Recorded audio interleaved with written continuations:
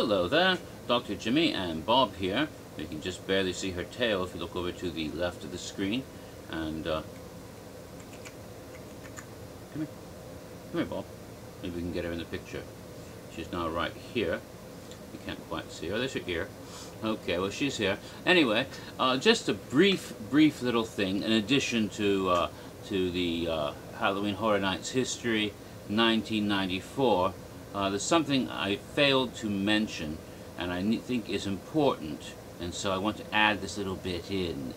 Yes, the first 3 years, 91, 92, 93, there were of course brochures put out for the special event.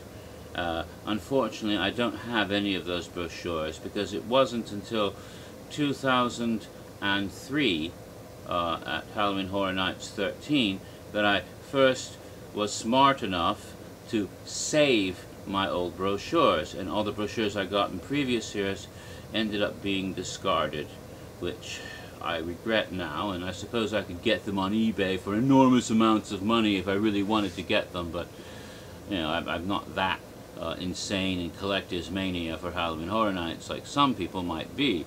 Nevertheless, and why do you want to sell something like that if you had it, I don't know in the first place, but nevertheless, what I wanted to say is the first 3 years brochures basically had an open up and a little bit of a map of where things were and listed the various haunted attractions along with the rides and shows and things that were going on, special entertainment, whatever.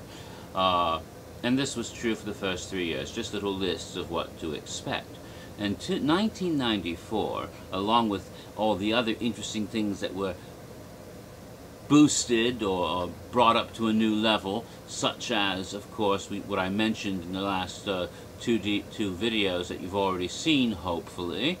Those videos, I told you about how they extended the days and they extended the amount of stuff that you would see and shows and houses and everything else, of course, and the first ever scare zone.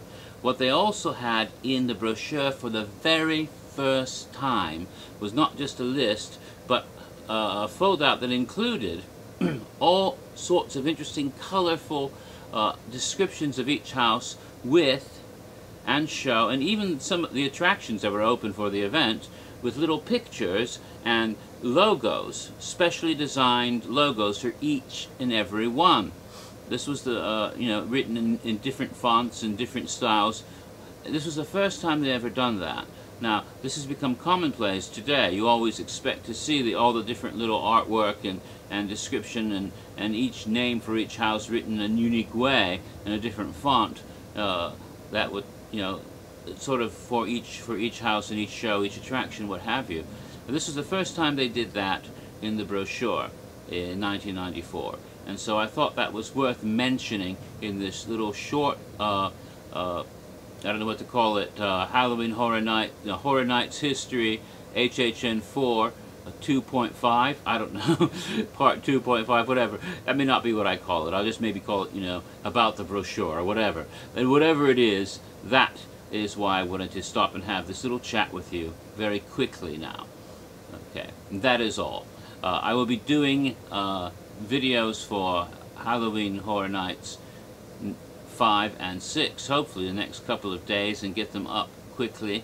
But there's a lot of things I'm busy this next couple of days, doing a lot of things in preparation for things that I'm doing, like going to China very shortly. So I might not get them up as quickly as I'd like, but hopefully I will be able to do so soon, and you can enjoy them as well. Until then, I remain yours truly, Dr. Jimmy, and of course the evil cat Bob, who is lurking off the side here, just sometimes showing her little face when she wants to.